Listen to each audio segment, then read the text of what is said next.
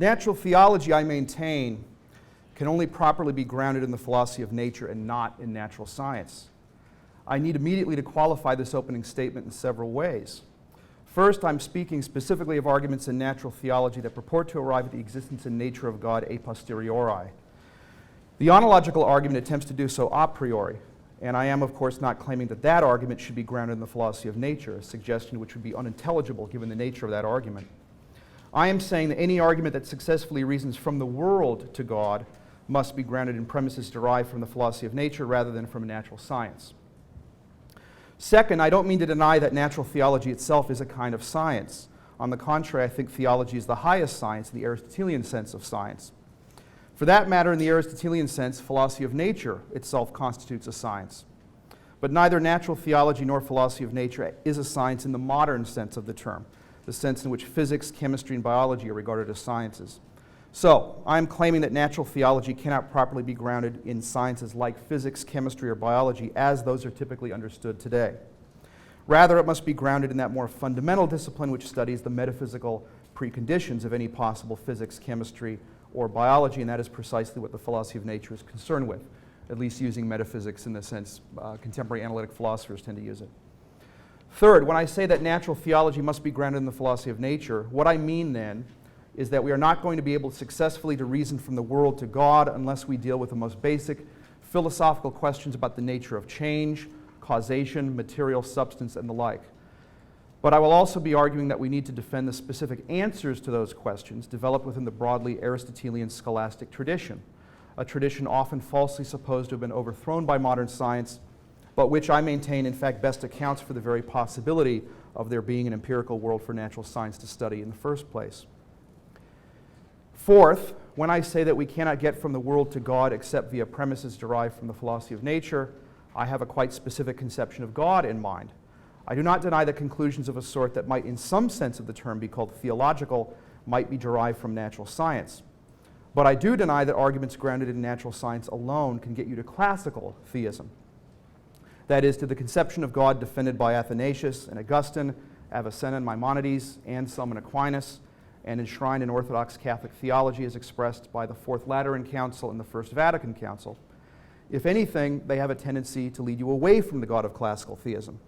You might get to a demiurge, to a being of superhuman intelligence and power with arguments grounded in physics, chemistry, or biology alone, but what you cannot get to is that which is ipsum esse subsistence rather than merely a being among other beings, to a sustaining cause on whom the very being of the world depends at every instant, or to that which is absolutely simple or in no way composed of parts, whether physical or metaphysical.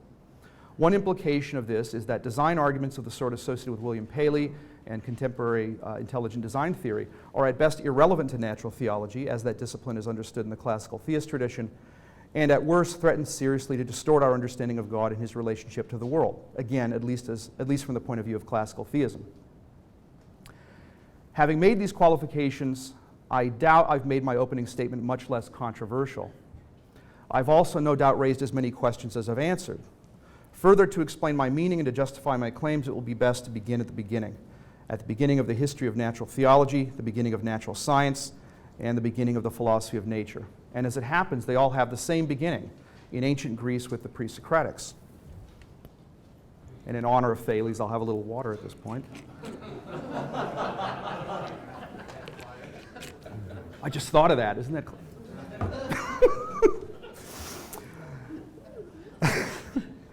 The pre-Socratic philosophers were famously concerned to discover a principle that might account for the unity and permanence they took to underlie the change and multiplicity in the world of our experience. Some thought they found it in a purely material principle. For Thales, water; for Anaximenes, air; for Leucippus and Democritus, atoms. Heraclitus came as close as one can get to denying that there is really any unity or permanence to the world in the first place. For him, all is flux, and the conflict between the ever-shifting elements of the world of our experience is itself the only unchanging reality. Parmenides and Zeno went to the opposite extreme of denying the reality of change and multiplicity. For these Eleatic thinkers, there is and can be no becoming but only being, static and undifferentiated. Change, Parmenides argued, would have to involve being arising from non-being, something coming from nothing, but from nothing, nothing can come. Hence, there can be no change. Aristotle identified the error in Parmenides' reasoning. When an ice cream cone melts in the sun, what we have is not a transition to being from sheer non-being or nothingness. What we have is rather the actualization of a potential that was already present in the ice cream. For in addition to the ways in which the ice cream cone actually is, cold, sweet, solid, and so forth, and the ways it absolutely is not made of granite, it is not an octopus, there are the ways it potentially could be, melted, for example, or digested. For Aristotle, potentialities are real features of things alongside the ways in which they are actual, and that is why things are capable of changing. Potentialities constitute a middle ground between the two options Parmenides affords us in his false dichotomy between fully actualized being and sheer non-being or nothingness. Now, the distinction between actuality and potentiality, or act and potency, to use the more traditional jargon, is the foundation of Aristotelian scholastic philosophy of nature. It is implicit in the hylomorphic analysis of natural substances as composites of substantial form and prime matter. For matter is, on the Aristotelian analysis, just the potency or potential to take on form and make of it something individual and concrete rather than a mere abstraction. And form is that which actualizes otherwise indeterminate matter and thereby makes of it a substance. The theory of act and potency is also closely tied to the Aristotelian understanding of final causes as immanent to the natural order, built into matter itself. For a potency or potential is always a potential for being actualized in some way. Potencies are thereby directed toward or point to their actualizations as to an end or goal. For example, the ice cream points to being melted as one possible future state. In this way, efficient causation, generating something, bringing it into being, is for the Aristotelian scholastic tradition unintelligible without final causation. An efficient cause, a match, say, generates its typical effect or effects, such as flame and heat, precisely because by virtue of its potencies, it is directed toward the generation of those effects as toward an end or goal. The phosphorus in the match head is directed at or points to the generation of flame and heat specifically, rather than to the generation of frost or the smell of lilacs. It is flame and heat that the match will generate if struck, unless prevented from doing so by water damage, say. And it is flame and heat that it would have generated, even if it is never in fact struck but kept in a drawer until it turns to dust. And the phosphorus has those specific potencies precisely because of its substantial form. Act and potency, efficient cause, final cause, substantial form, prime matter. All of these concepts are tightly interconnected, and all are, in the Aristotelian scholastic view, necessary for making sense of the very possibility of a world of changing and causally interrelated natural substances. To this Aristotelian picture, the Thomistic tradition added the distinction between essence and existence, which is also rooted in the distinction between act and potency. For a thing to be real is for its nature or essence to be conjoined with an act of existence. Hence, the tree in my backyard is real because to the essence or nature of being a tree, there is conjoined an act of existence, while phoenixes are not real because to the nature or essence of being a phoenix, if there is such a nature or essence, there is conjoined no act of existence. But for a thing's essence to be conjoined to an act of existence is for it to go from potentiality to actuality. For an essence or nature is merely potential until an act of existence actualizes it. This is true even of immaterial, finite substances such as angels. Now, that they are composites of actuality and potentiality entails, in the mature Aristotelian scholastic tradition, that no finite substance, whether material or immaterial, can in principle exist even for an instant on its own without a divine sustaining cause. That is to say, no finite substance has what has sometimes been called existential inertia, the inherent tendency to remain in being. This is a theme I've elaborated upon at length elsewhere in a recent article in American Catholic Philosophical Quarterly, but the basic idea can be briefly stated. Confining ourselves for present purposes to the case of material substances, putting aside angels and the like for the moment, an argument for the claim that no such substance, no material substance can have existential inertia, can exist even for an instant on its own without an external divine sustaining cause, begins with a familiar principle of scholastic metaphysics. And this brings us to the little handout here where I sketched this argument out in 9 steps. First step is that a cause cannot give what it does not have to give. I can't give you what I don't have myself. And in general, a cause can't give what it does not in some way or other possess itself. There are different ways it could possess it, formally or virtually, say. and the scholastics make all sorts of distinctions. But that's the basic principle. Cause cannot give what it does not have to give. Now, step 2, a material substance is a composite of prime matter and substantial form. Those are its inherent principles. Step 3, something has existential inertia if and only if it has of itself a tendency to persist in existence once it exists, to carry on its own steam, as it were. Step 4, but prime matter by itself and apart from substantial form is pure potency, pure potentiality, and has of itself no tendency to persist in existence because by itself it's mere potentiality, it's not actual. Step 5, in the substantial form of a material thing, by itself and apart from prime matter, is a mere abstraction, and thus of itself also has no tendency to persist in existence. It's merely an abstraction until it informs prime matter to make it a concrete substance. So step 6, neither prime matter as the material cause of material substance nor substantial form as its formal cause can impart to the material substance that they compose a tendency to persist in existence. But step 7, there are no other internal principles from which a substance might derive such a tendency. And so step 8, no material substance has a tendency of itself to persist in existence once it exists. And therefore step 9, no material substance has existential inertia.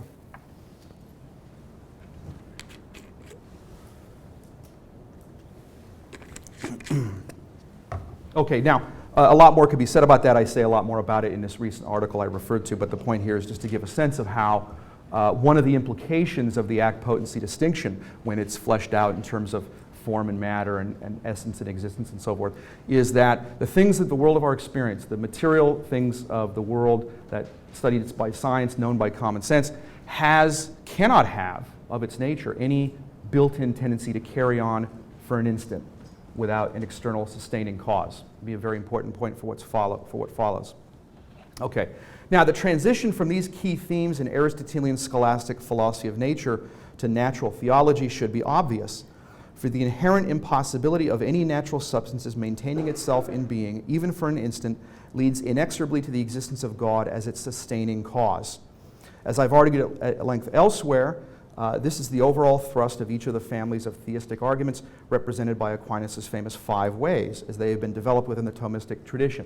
Again, I discussed this in the article I referred to, the recent American Catholic Philosophical Quarterly article, and the arguments for God's existence that I referred to, the 5 ways. I defend several of them in The Last Superstition, and I defend all of them at greater length, and for those offended by polemics, in a dry academic, not that dry, but an academic style in my book Aquinas. So I won't defend those here, but I just refer to those. Now, the argument from motion to an unmoved mover is at bottom an argument to the effect that whatever is a composite of act and potency must be actualized by that which just is pure actuality with no admixture of potentiality. The argument for an uncaused cause is at bottom an argument to the effect that whatever is a composite of essence and existence must be caused to exist by something whose essence and existence are identical, something which just is subsistent being itself. And I argue that properly understood or properly developed as they have been in the later Thomistic tradition, these are arguments for God as a sustaining cause of the world, not merely a cause who gets the ball rolling. Arguing for God as a sustaining cause of the world and proving the existence of God at all are really one and the same thing in the Thomistic tradition. They're not separate questions. And again, I defend that claim elsewhere.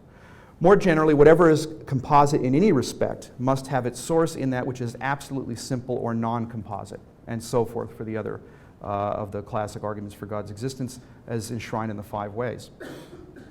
Now, these arguments lead precisely to the conception of God and his relationship to the world that is enshrined in classical theism, when fully developed anyway.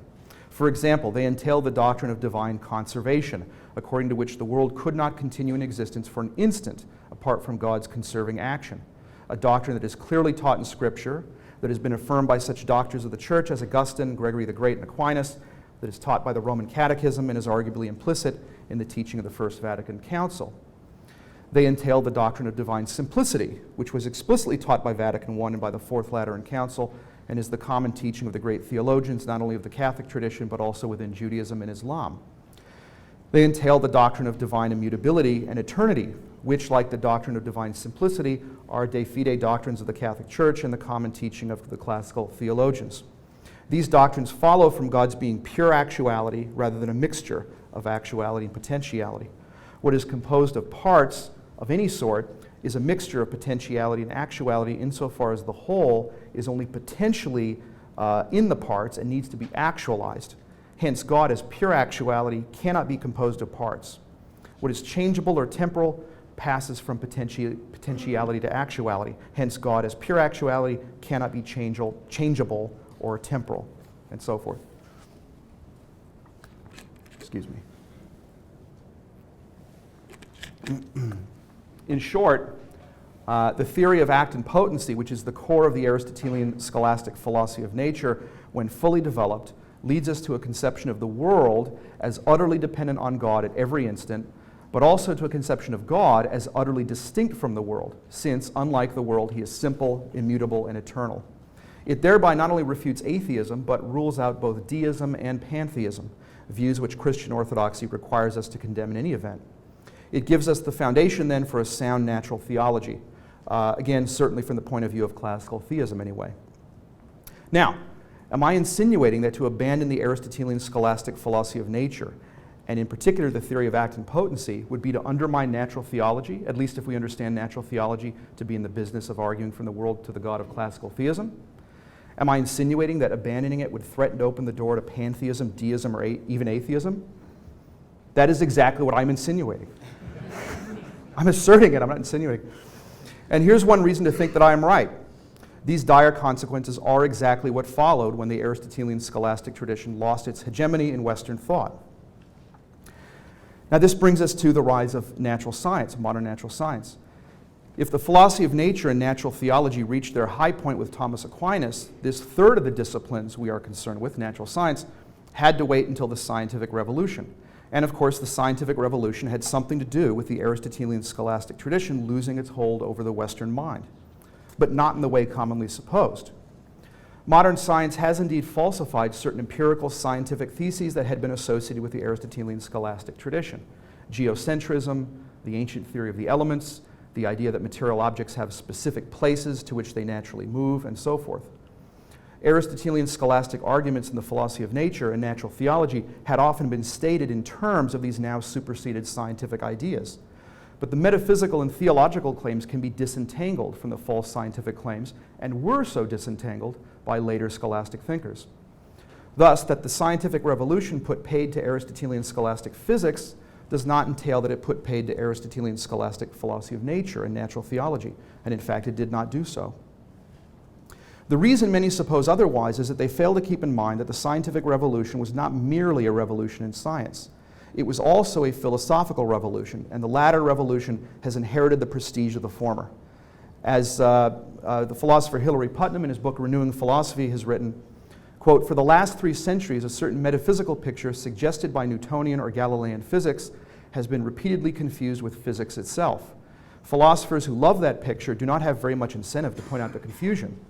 If a philosophical picture is taken to be the picture endorsed by science, then attacks on the picture will seem to be attacks on science, and few philosophers will wish to be seen as enemies of science," unquote.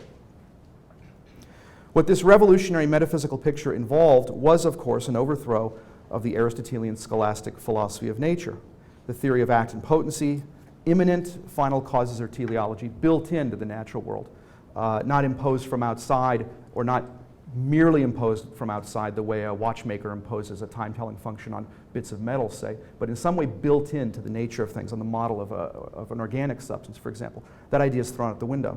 Substantial form and prime matter, all tossed out.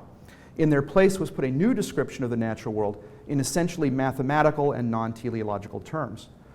No longer were material things to be understood as possessed of potentialities or potencies by virtue of which they were inherently directed toward the generation of certain effects. Rather, they were to be understood as inherently inert but related by mathematically expressible laws. Why does a cause A generate its typical effect B? A scholastic would say that A does so because, given its nature or substantial form, A inherently points to the generation of B specifically as to a final cause. Now, obviously, you have to say a lot more than that to give us an interesting scientific account, but the point is whatever the empirical details turn out to be, that's the metaphysical underpinning on the scholastic view. Okay, so given its nature, substantial form, A inherently points to the generation of B. as to a final cause. The new philosophy of nature of the moderns denies this. It says that there is no inherent link between A and B at all, that neither A nor anything else in the natural world points to anything beyond itself.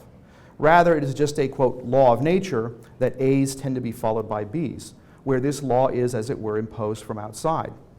A and B could, in theory, have been related by a very different law or by no law at all. For A, B, and every other element of the world are, as Hume would put it, entirely, quote, loose and separate.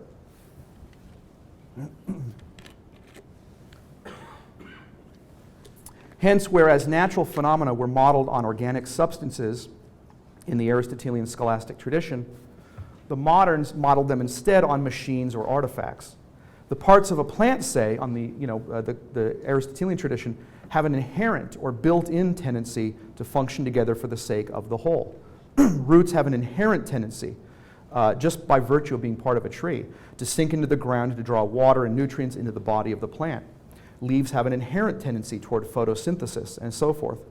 Moreover, the parts only count as the kinds of things they are relative to the whole. A root just is that part of a plant that anchors it to the ground and takes in water and nutrients. And a leaf just is that part of a plant which carries out photosynthesis and thereby produces food for the plant, to add details that obviously came later than the scholastic tradition that the moderns overthrew.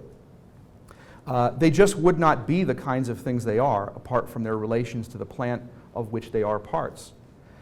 By contrast, the parts of a watch have no inherent tendency to function together so as to measure time. That function is imposed on them from outside. Accordingly, the parts could in principle have been related instead for the realization of some other end. Now, all natural substances, including inorganic ones, are, for the Aristotelian Thomistic tradition, like the plant in having inherent or built-in teleology and causal tendencies. For the moderns, however, all natural substances, including plants, are to be thought of on the model of the watch. They are machine-like in having no inherent tendency toward an end. And that's the part of the machine analogy that Aristotelians and Thomists don't like. Obviously, living things have parts and machines have parts, so they're comparable in that way. Okay, that's fine, but the difference that makes a difference is that a machine has parts that have no inherent tendency toward, say, a time-telling function or a computing function in the case of a computer or what have you. Okay, so for the moderns, all natural substances, including plants, are to be thought of on the model of the watch. They are machine-like in having no inherent tendency toward an end. Such an end might be imposed from outside by a divine machinist, but there is no immanent or intrinsic tendency towards it. For this reason, the moderns' new anti-Aristotelian philosophy of nature has been called mechanistic. Of course, there were aspects of the original mechanical philosophy, as it was known in the 17th century, that have not survived. Corpuscularianism, a crude push-pull model of causation, and so forth. But what has survived is the idea that there is no teleology or final causality immanent or inherent to the natural order, and an insistence on pushing an exclusively mathematical description of nature as far as it can go. Needless to say, this method has had dramatic predictive and technological successes, precisely, I would say, because it deliberately focuses exclusively on those aspects of nature which can be predicted and controlled. If that's all you're looking for, it's no surprise that's all you're going to find. And conceived of merely as a method, or a method devoted to certain specific ends, it is unobjectionable. But from the time of the scientific revolution onward, boosters of science have tended to regard it as a metaphysics no less than a method, as a description, indeed an exhaustive description, of the real nature of natural phenomena. And they have insinuated, quite fallaciously, that the successes of modern science have vindicated it as a metaphysics. There are many problems with this position, but the one I'm concerned with here is theological. And that is that from the essentially mathematical and non-teleological description of the material world that you get from natural science, you're not going to reason your way 1 inch closer to the God of classical theism. Indeed, if you treat this description, even if only for the sake of argument, as if it were a complete metaphysical description of nature, then you are, if anything, going to get away from the God of classical theism. It is no accident that that's exactly what happened in the history of Western thought after the scientific revolution. The theological pendulum swung away from classical theism, first toward the occasionalism of Descartes and Malebranche and the pantheism of Spinoza, and then in the direction of deism, until deism finally gave way to atheism. Now, why?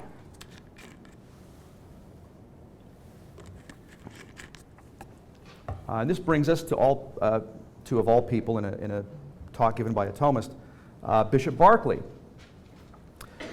Berkeley was one early modern philosopher who clearly perceived the theological dangers in the new conception of matter.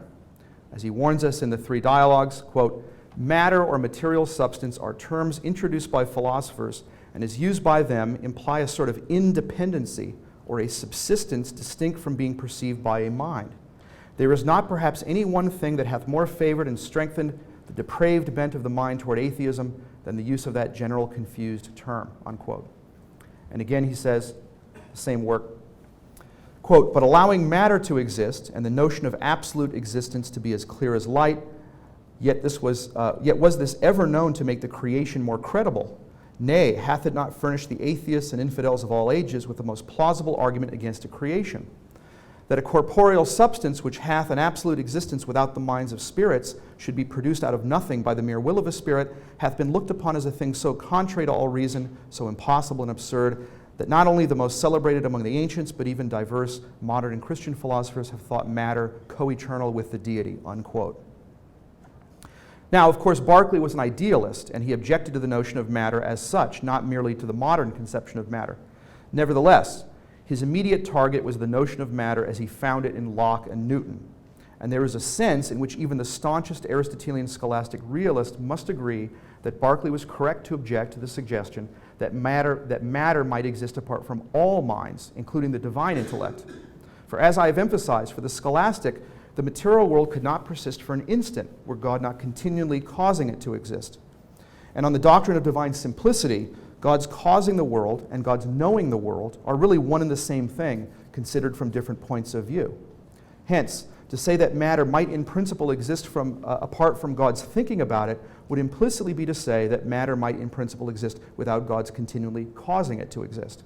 As the analytical Thomist John Haldane has put the point, quote, "As Aquinas reminds us, rather than God's knowing being logically posterior to its objects, it is the creative cause of them.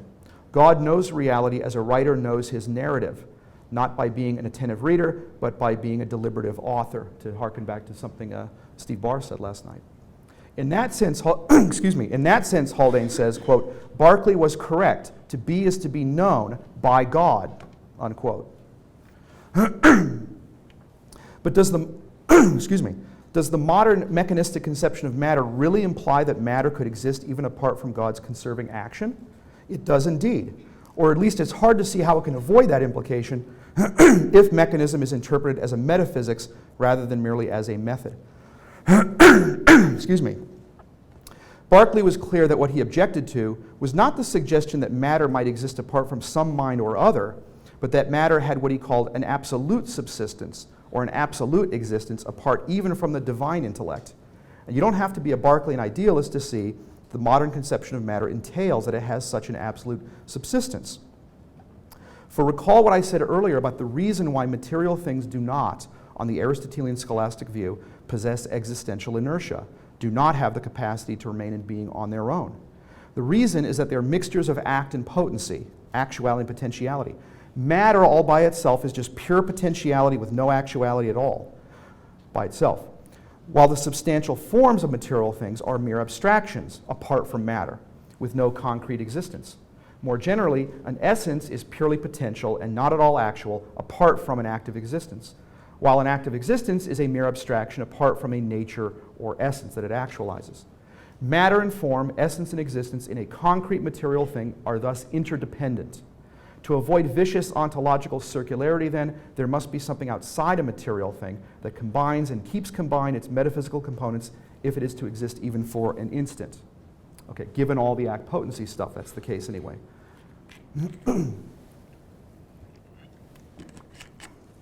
But what happens when we deny, as the moderns did, that material things have any immanent or built-in final causality? What happens when we deny that they are mixtures of act and potency? Something we have to deny if we deny that they have immanent final causality, since, as we noted earlier, potency or potentiality goes hand in hand with immanent finality. You get rid of built-in finality, you get rid of built-in potency as well. They go hand in hand. What happens is that we return to something like Parmenides' position, or rather, we return to what the Greek atomists made of Parmenides' position. For the ancient atomists held that the atoms corresponded to Parmenides' notion of being, and thus never come into existence or go out of existence. But it also follows that they not only have no beginning, but exist absolutely and independently of anything else here and now.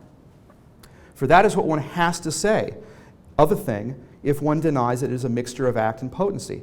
If there is no Aristotelian middle ground of potency or potentiality between Parmenides' dichotomy between full actuality and sheer non-being or nothingness, then the only way for matter at the most fundamental level to exist, if it exists at all, is in a fully actual way, without the need to be made actual by anything else. That's essentially what the ancient atomists said about the atoms, and it is what the moderns implicitly committed themselves to when they rejected the Aristotelian distinction between act and potency. As the historian of philosophy Denis Deschênes has written of Descartes' version of mechanism, if I'm pronouncing his name correctly, quote, "The directedness of natural change, and with it the contrast between potential and actual, are banished in the Cartesian restriction of natural properties to figure, size, and motion." Cartesian matter, and I would add the modern conception of mechanical conception of matter in the sense in which I've defined it. Cartesian matter is, from the Aristotelian standpoint, at every instant entirely actual, unquote. Hence, while the everyday material objects of our experience may come and go, the basic material stuff of which they are made, implicitly anyway, becomes, on the modern picture, something which has what Berkeley called an absolute subsistence, even apart from God. It just is actual, has no need to be actualized, because there's no real potentiality in matter anymore, because there's no immanent finality. You get rid of immanent finality, you get rid of potency, you thereby get rid of a world that requires God to sustain it in being. The world becomes independent in principle of God. One can avoid this result only if one denies that the modern conception of matter really does give us the whole metaphysical truth about matter after all. The point isn't that science tells us necessarily something false about matter. The question is, does it give us the whole story? So one can avoid this result only if one denies that the modern conception really does give us the whole metaphysical truth about matter after all. And some who have no theological axe to grind would admit that it does not. As Bertrand Russell once wrote in his book, My Philosophical Development, quote, "It is not always realized how exceedingly abstract is the information that theoretical physics has to give. It lays down certain fundamental equations which enable it to deal with the logical structure of events, while leaving it completely unknown what is the intrinsic character of the events that have that structure. We only know the intrinsic character of events when they happen to us. Nothing whatever in theoretical physics enables us to say anything about the intrinsic character of events elsewhere. They may be just like the events that happen to us, or they may be totally different in strictly unimaginable ways. All that physics gives us is certain equations giving abstract properties of their changes. But as to what it is that changes, and what it changes from and to, as to this, physics is silent," unquote. Now this, I would say, is essentially correct. My qualifications here or there, but essentially correct. But merely acknowledging that physics gives us only the mathematical structure of the material world rather than its intrinsic nature doesn't really solve the problem raised by Berkeley. The problem that modern science, that is to say, gives us a conception of matter which at least allows for the possibility that it might exist apart from God. As James Collins glosses Berkeley's concern in his book God and Modern Philosophy, quote, "Since the nature of this material substance remains unknowable, we have no way of showing that it has a real relation of causal dependence on God, any more than that it has a noetic relation of accessibility to our mind. Grant the reality of matter so defined, and there is no way to overcome the skeptical doubt or to offer demonstrative proof of the causal dependence of the sensible world on a first cause," unquote. Now, as Collins goes on to point out, avoiding this problem hardly necessitates following Berkeley in the direction of idealism. Again, to quote from Collins, "Alternative ways were open for Berkeley to deal with this issue. He might have challenged the accepted definition of matter and proposed one that would allow jointly for the reality of matter, its knowability by the human mind, and its causal dependence upon God. To follow this route, however, Berkeley would have had to repudiate the Cartesian and Lockean assumption about the immediate object of the understanding, and this he was not prepared to do," unquote.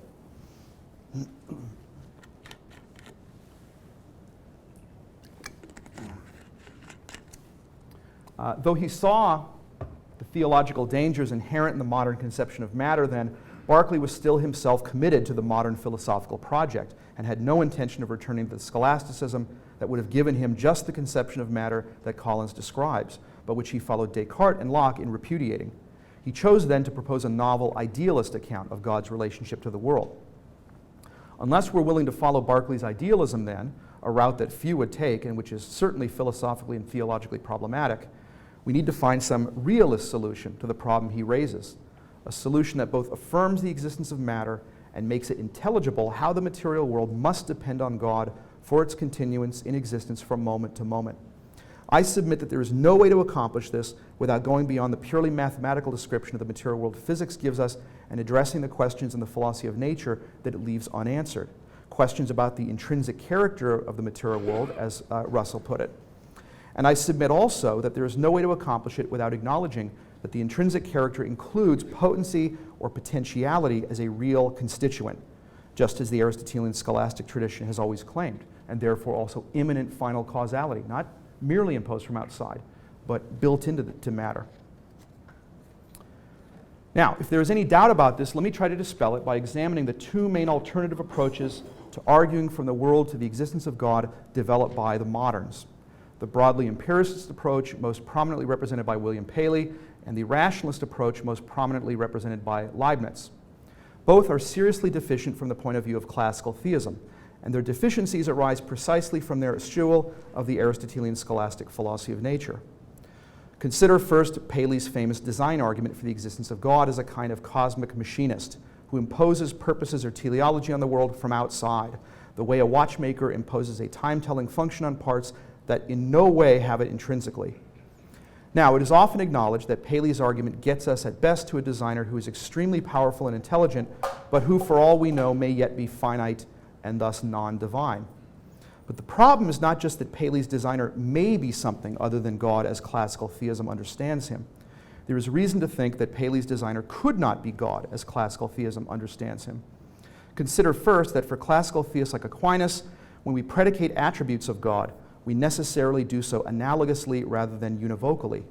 But Paley is evidently predicating attributes to his designer and to us in a univocal way, which, for the Thomist at least, entails a radically deficient conception of God.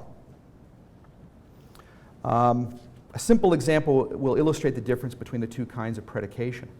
When I say that this is a good cheeseburger and that is good pizza, I am using good univocally. I'm predicating the very same thing to both the cheeseburger and the pizza, and I will still be doing so if I say that the cheeseburger is better than the pizza. I will be saying that the pizza and the cheeseburger both have the very same attribute, but that the cheeseburger has it to a higher degree than the pizza. When I say that this is a good cheeseburger and that Aquinas was a good man, I'm not using good univocally, and I am not predicating exactly the same thing both to the cheeseburger and to Aquinas.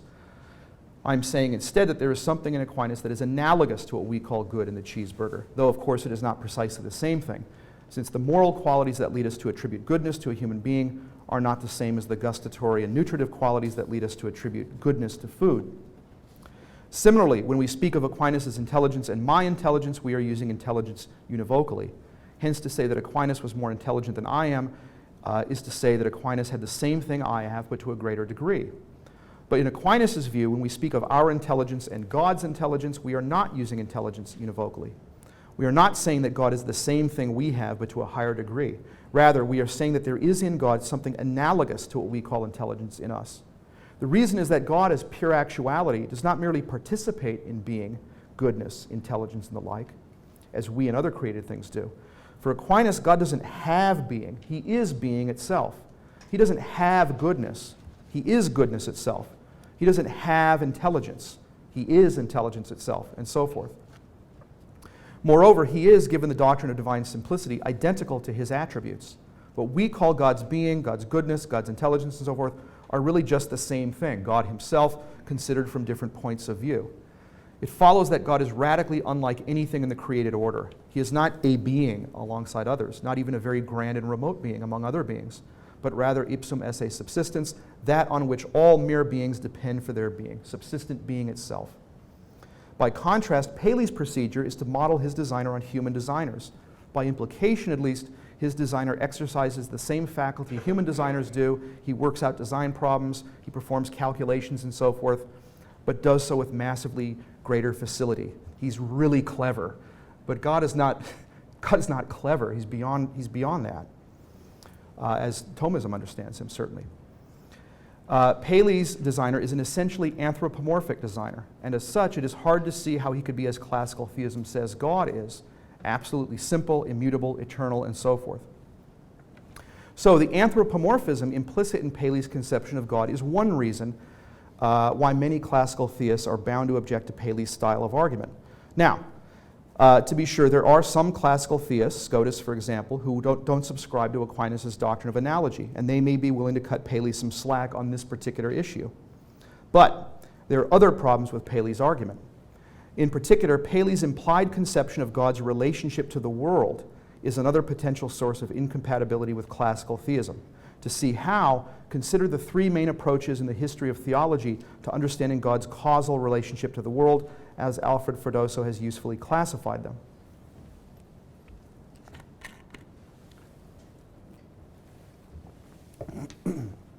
So first, occasionalism holds that God alone is the cause of everything that happens, so that there are no true secondary causes in nature. For example, in this view, one billiard ball which makes contact with another during a game of pool does not in any way cause the other to move. Rather, God causes the second ball to move on the occasion when the first makes contact with it. Second view is mere conservationism, as Freddoso calls it, which holds that while God maintains natural objects and their causal powers in existence at every moment, they alone are the immediate causes of their effects. On this view, the one billiard ball really does cause the other one to move, and God has nothing to do with it other than keeping the ball and its causal powers in being. He is not in any direct way the cause of the second ball's motion. Finally, of the three views, the last of them is concurrentism, which is a middle ground position which holds, on the one hand, and contrary to occasionalism, that natural objects are true causes, but on the other hand, and contrary to mere conservationism, that God not only maintains natural objects and their causal powers in being, but also cooperates with them in immediately causing their effects. On this view, the one billiard ball really does cause the other ball to move, but only together with God, who acts as a concurrent cause. Now, concurrentism became the standard view within the scholastic tradition because the other views are philosophically and theologically problematic. For example, occasionalism veers in the direction of pantheism, while mere conservationism veers in the direction of deism. We can understand how if we recall the scholastic dictum that, quote, a thing operates according as it is, unquote. That's a quote from the Summa Theologiae.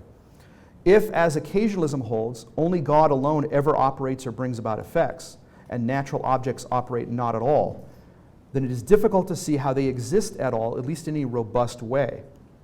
God alone would seem to be real. Natural objects would be like mere fictional characters in the mind of a divine author. It's a useful analogy, but it has limits. By contrast, if as mere conservationism holds, natural objects can at least operate or bring about effects apart from God's immediate causal action, then it seems they could also exist apart from his immediate causal action, if a thing operates according as it is, to use the scholastic idea. The world would in that case not depend for its continued existence on God's conserving action. Now, this is not to say flatly that, quote, occasionalism entails pantheism, or that, quote, mere conservationism entails deism, unquote. The issues are complex, and careful analysis is required in order to determine precisely what these views do or do not entail, either by themselves or in conjunction with other assumptions. The point is just to indicate some of the reasons why they have been considered at least problematic. Now, I've noted that the Aristotelian scholastic tradition regards efficient causality as intelligible only in the light of final causality, coming back to why this is relevant to Paley. If the phosphorus in a match head regularly generates flame and heat rather than frost and cold, or the smell of lilacs, or no effect at all, that can only be because the phosphorus is inherently directed toward or points beyond itself to the generation of those specific effects as to an end or goal. So the scholastic would argue. The clear implication would seem to be that if natural objects are to be true causes, they must possess immanent or built-in finality, and not merely the extrinsic or externally imposed finality affirmed by Paley. To deny them immanent finality, to hold that whatever finality they have exists only in the divine intellect in the way that the time-telling function exists in the mind of the designer of a watch, and in no way in the natural objects themselves, immanently, would therefore seem to entail denying natural objects' genuine causal power, and to attribute all causal power to God alone, and that would be to embrace occasionalism. Insofar as Paley's position presupposes a rejection of immanent finality, then, it arguably threatens to collapse into occasionalism. Of course, Paley and other defenders of the design argument would no doubt find this charge surprising. Certainly, they do not typically deny that natural objects are true efficient causes. But the point is that their position at least arguably entails such a denial, whether they realize it or not.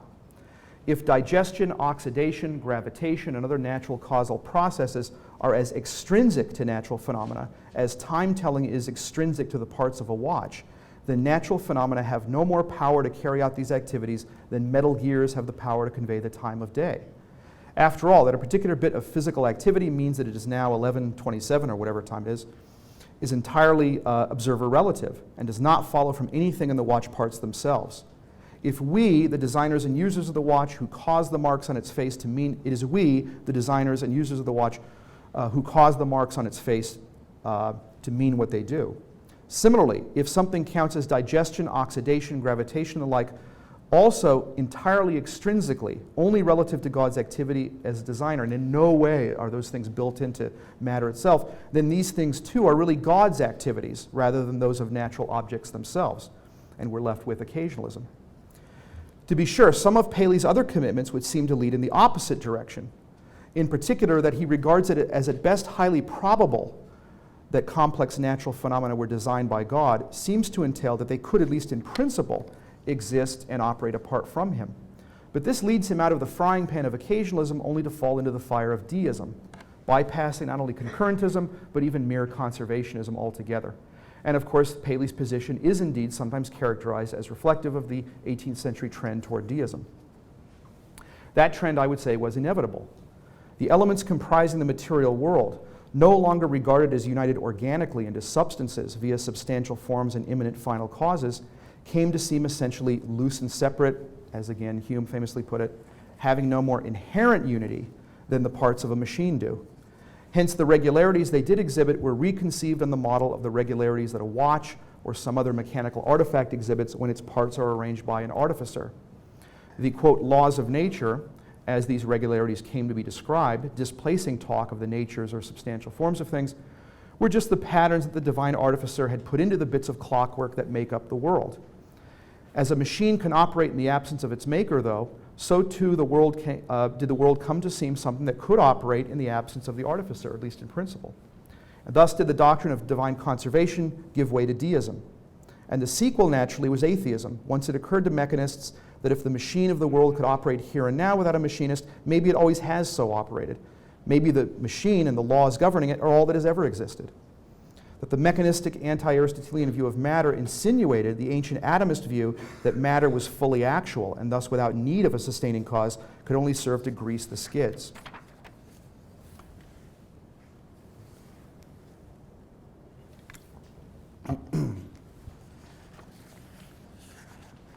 So, from a classical theistic point of view, Paley's position is bound to appear metaphysically unstable, ambiguous between unacceptable extremes vis-a-vis the question of God's causal relationship to the world.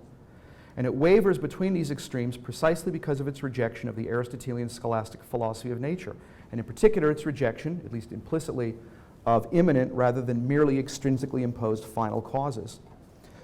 That, together with its tendency toward anthropomorphism, makes it doubly objectionable from a theological point of view.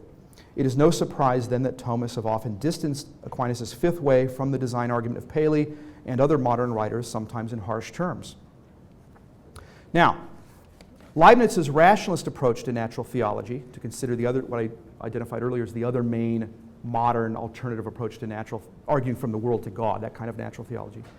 Leibniz's rationalist approach to natural theology is less problematic in terms of its theological content, but it is nevertheless problematic methodologically, for the notions of contingency and necessity are, in rationalist cosmological arguments, no longer grounded, as they are in the Aristotelian scholastic tradition, in the natures of things. In particular, contingency is no longer grounded in the real composition of actuality and potentiality and of essence and existence in contingent things, and necessity is no longer grounded in the pure actuality and identity of essence and existence in God. It's not grounded in something objective and mind independent. Instead, a thing's contingency is reduced to, say, the logical possibility of its non-existence, and necessity is reduced to logical necessity. A, quote, principle of sufficient reason, unquote, is deployed, as Leibniz understands this, is deployed in place of the Aristotelian principle of causality that features in arguments like the five ways. Whereas the principle of causality, That is to say, the principle that whatever is contingent has a cause, and that nothing that changes can change itself, or more generally, that no potency can actualize itself. Whereas that principle is grounded in the objective impossibility of a mere potentiality actualizing itself, Leibniz's principle of sufficient reason is put forward instead as a would-be law of thought, something about our explanatory practices, not about objective reality. No longer grounded in aspects of the natural world itself, the rationalist cosmological argument thus comes to seem little more than a demand that the world meet certain explanatory criteria which may or may not be built into the structure of the human mind, but which do not necessarily reflect any aspect of objective extra-mental reality. And the door is thereby open to the refutations of Hume and Kant, who famously said, well, this is just okay, there must be an explanation for why anything exists at all. Well, that's a demand that the world meets certain explanatory criteria we bring to bear on it, but what does that have to do with objective reality? Well, that sort of, you're open yourself to that sort of objection when you no longer ground the principle of sufficient reason and contingency and necessity in the real natures of things, but instead in laws of thought and this kind of stuff. Now, what of the contemporary Kalam cosmological argument, which in some versions appeals to evidence derived from modern cosmology? Doesn't it show that natural theology of a classical theistic sort can be grounded in natural science rather than the philosophy of nature, and Aristotelian scholastic philosophy of nature in particular? Wait for it. Sorry. No, it does not. For to get from the world to the God of classical theism, it is not enough to get from the world to a cause of the world.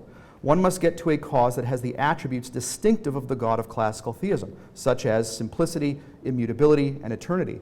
And one must get to a God who is not only the temporal cause of the world, but a God apart from whose sustaining causal activity the world could not exist even for an instant.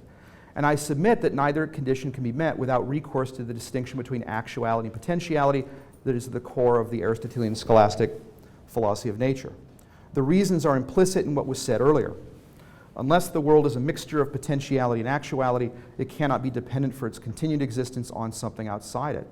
And unless God is pure actuality, he cannot be simple, immutable, or eternal. Making sense of those doctrines, I argue, always brings us back to something like the act-potency distinction. To be sure, this is not to deny, I'm not denying that considerations from modern cosmology, or from other natural sciences for that matter, can be useful to the natural theologian. The Kalam cosmological argument, I concede, shows that much. But I maintain that such considerations can never be sufficient, and that recourse to the philosophy of nature is necessary to get from the world to specifically the God of classical theism. Now, suppose I'm correct to maintain that natural theology needs to be grounded in the Aristotelian scholastic philosophy of nature specifically. Is a revival of anything close to this philosophy of nature realistic or even possible at this point in the history of philosophy? Not only is it possible, it is actual. Recent decades have seen within mainstream academic philosophy a renewed interest in traditional Aristotelian metaphysical notions like substance, essence, causal power, act versus potency, these days referred to as the distinction between categorical and dispositional properties, and finality, these days referred to as, quote, physical intentionality, unquote, or the, quote, directedness of dispositions toward their manifestations. Different jargon, substantively the same. Moreover, this revival has taken place among secular metaphysicians and philosophers of science with no Thomistic or theological axe to grind. Among metaphysicians, the revival has largely been motivated by dissatisfaction with the standard modern philosophical accounts of causation, which take Hume as their point of departure. For example, regularity theories of causation hold that for A to cause B is just for A. That's my paper. For A and B to be instances of a general pattern according to which events like A are succeeded by events like B. Counterfactual theories of causation hold that the claim that A caused B is to be analyzed as the claim that had A not occurred, B would not have occurred either.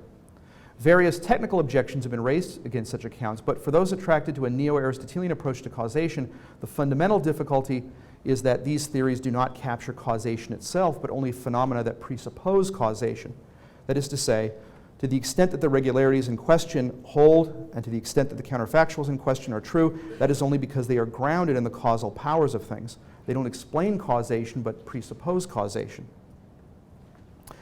Now, in the work of these contemporary analytic metaphysicians, the term disposition is sometimes preferred to power, but some of the theorists in question go on to argue that we can only make sense of these powers or dispositions if we think of them as pointing to or being directed at their characteristic manifestations or effects. For example, the late George Molnar, in his book Powers, a metaphysical study, a study in metaphysics, characterizes this as, quote, physical intentionality, unquote, since it is like the intentionality of mental states in that it involves directedness onto an object that may or may not exist, but unlike it in being unconscious. That's just Aristotelian scholastic final causality, the basic level of causation. Contemporary metaphysician John Heil calls it natural intentionality for similar reasons. That's from his book, From an Ontological Point of View. Whatever the label, in substance is a return to something like the scholastic view that efficient causality presupposes final causality, and the similarity has not gone unnoticed by historians of philosophy.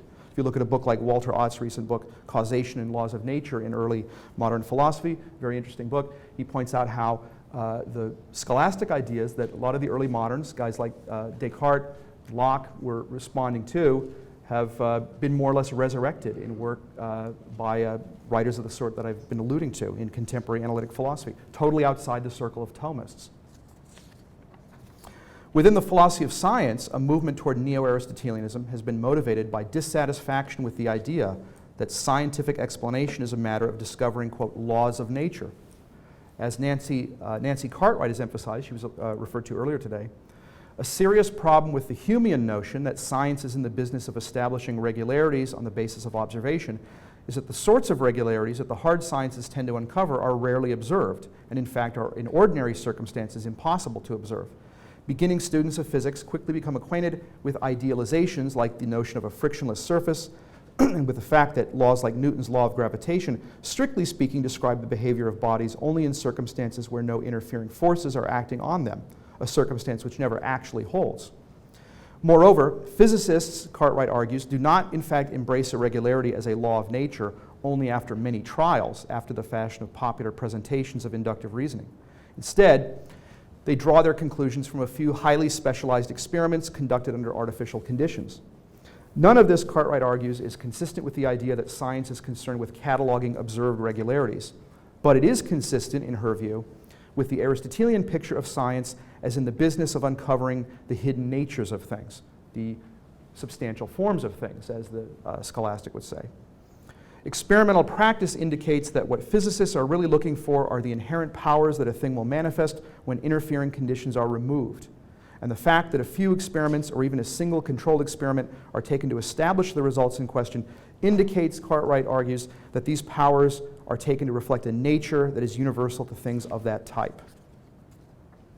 The notion of regularities or laws of nature is therefore misleading in Cartwright's view, given that science actually uncovers few laws or regularities outside highly artificial conditions. Strictly speaking, what science discovers are the universal natures and inherent powers of things, and talk of laws of nature can only be shorthand for this. As Cartwright concludes, quote, the empiricists of the scientific revolution wanted to oust Aristotle entirely from the new learning, but they did no such thing, unquote. And again, she's got no theological axe to grind, no Thomistic axe to grind. To conclude then, while references to substantial form, final causes, and other traditional scholastic concepts do not exactly pepper the contemporary academic philosophy journals, the substance of these ideas is getting a renewed hearing in at least some influential quarters. There has also been renewed interest in aspects of Aristotelian metaphysics other than those which have been our central concern here. Then there are those contemporary analytic philosophers who have shown sympathy toward a specifically Aristotelian Thomistic approach to metaphysics. I have in mind analytical Thomism, this movement within analytic philosophy. If renewed interest in Aristotelian scholastic natural theology waits upon renewed interest in its Aristotelian metaphysical underpinnings, then it will not have to wait as long as many might suppose. Indeed, the latter revival is already underway. Thank you.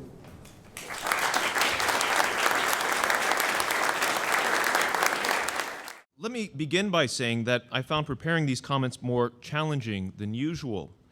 Perhaps it says more about me than it does about the nature of philosophical discourse, though I'm not so sure that's the case, that I find it far easier to have something to say when I disagree with somebody than when I don't. and I don't, frankly, find myself in any substantial disagreements with Dr. Feser. But fear not. And this comes as no surprise to my colleagues or my students. I did manage to find a few things to say. I'd like to spend some time amplifying the following claim of Feser's. I quote, "Thus, that the scientific revolution put paid to Aristotelian scholastic physics does not entail that it put paid to Aristotelian scholastic philosophy of nature and natural theology, and in fact, it did not do so," end quote. This is, I think, exactly right. And I also think it would be helpful to look at a snapshot of how moderns suppose they have vitiated scholastic Aristotelian philosophy of nature. And rather than considering just any snapshot, let's look at one from the album of the thinker generally regarded as the father of modern philosophy, Rene Descartes. In Descartes' second meditation, he provides an experiment of sorts, the results of which have a profound influence not only on his own work, but on the trajectory of the whole of modern science and philosophy. This experiment involves a bit of wax. The wax in question is held by Descartes and found to be relatively cool, solid, fragrant, and so on. All of these and more qualities are recorded by Descartes' senses. Next, Descartes places the wax near a fire. The wax is transformed. Now it is hot, in liquid form, smells more aromatically, and so on. However, and this is the critical move, Descartes knows with certainty that the wax is the same bit of wax, both before and after its heating. Descartes draws three conclusions from this experiment. First, that he knows this to be the same wax by means of the judgment of his intellect alone, and not by any of his senses. Second, that the experiment confirms that he knows himself as a thinking thing better than he knows anything external to himself. And third, he claims that the only thing that is really knowable about the wax as it is in itself, and the only thing that the wax itself is merely stuff. That is, that it is extended, flexible, and mutable. He then takes still one more gigantic leap forward into his newly discovered land of false implications and claims that what goes for the wax goes for everything else that is not a thinking thing. Note now how Descartes has directly set his conclusions against the Aristotelian standards, that all knowledge begins in the senses, that we do not have direct apprehension of the essence of our intellect, and that natural substances are intrinsically organized and ordered towards their ends. Descartes is betting that his audience failed to remember another Aristotelian insight, that although we can learn much about nature through art, since art imitates nature, there is a profound difference between natural and artificial things. Perhaps his audience would not have been so easily duped, although once one wants to be duped, it's hard to listen to reason, if Descartes had run multiple experiments to test his hypothesis. Let's say he moved on from wax to rocks, and from rocks to wood, and from wood to cats. And if you can anticipate where I'm going, please accept my apologies, and I don't think you should repeat this experiment at home. It certainly would be cruel. But scientists, remember, need to be dispassionate. So, after capturing his feline friend, Felix, Descartes holds, pets, and smells him. Then he inserts Felix into a cage, and the cage into the fireplace. After a few uncomfortable minutes that make even our feckless researcher squirm, Descartes removes the remains of Felix from the fire. He finds Felix has gone from warm to hot, from soft to gooey, and from catnippy to charbroiled. Is he the same cat? Of course not. What changed? The cat died, and there is no returning him to life. If Descartes had run multiple experiments, a course of action which he recommends other places, by the way, then he would have discovered that there is indeed a vast difference between the product we know of as wax and the substance we call cat. But of course, Descartes, like you and I, knows this already. His wax experiment is mere smoke and mirrors. The driving point behind the experiment is that Descartes has determined that grasping the nature of material things no longer matters. Science for him is not about knowing material substances and their attributes, but about applying mathematical principles to all that extended, flexible, and mutable stuff. Descartes needs to get rid of what Aristotle calls nature, an intrinsic principle of motion and stability, and to rename nature as a field of conquest, that which, Descartes tells us in the sixth discourse on method, we are to become masters and possessors of, so that we can, eventually, raise science to such a level that we conquer labor and death. I've spent so much time on Descartes' case because it is paradigmatic, and because even though Descartes develops rationalism, he gives empiricism and the modern experimental sciences their marching orders. So scholastic Aristotelian philosophy of nature was never even paid the compliment of being refuted. It was set aside. And at what cost? At the cost of forgetting that science ultimately wants to know the nature of the things it studies. And, as Feser has shown us so well, this includes that of forgetting how the study of nature points us, if we are eager and ready for the hunt, to the study of God. And it is worth repeating, even though Feser himself has just repeated it several times, that his claim regarding the reliance of natural theology on the philosophy of nature and not on modern science is a claim that pertains to the God of classical theism. He admits readily enough that there are legitimate paths to some first thing of a sort from principles found in modern mathematical empirical science. His point, rather, is that none of those paths can lead to that God who is active existence subsisting himself, since finding our way there requires recognizing that all non-God things are mixtures of actuality and potentiality, which are radically, in every respect, everywhere, and throughout their existence, dependent upon that being who is actuality without potentiality, that is to say, God. Now, I feel like it would somehow be remiss of me not to pay Feser the favor, that's quite a turn of phrase, right? Feser the favor of giving him a few points that might need some adjustment. I'll mention three. First, I fear that Parmenides did not get his due. It is, of course, true, as Feser notes, that Aristotle corrected the error of Parmenides. However, when Aristotle does this in Physics 1:8, he is careful to note that he is nevertheless retaining Parmenides' insights, that nothing can come from nothing, and that a thing either is or is not. The point, as Feser notes, is that Parmenides failed to recognize more than one sense of being, and in particular, being in the sense of potentiality and actuality. The reason why I think it is important to stress that Aristotle seeks to retain the fundamental insight of Parmenides is that this case points to the way in which Aristotle approaches science in general.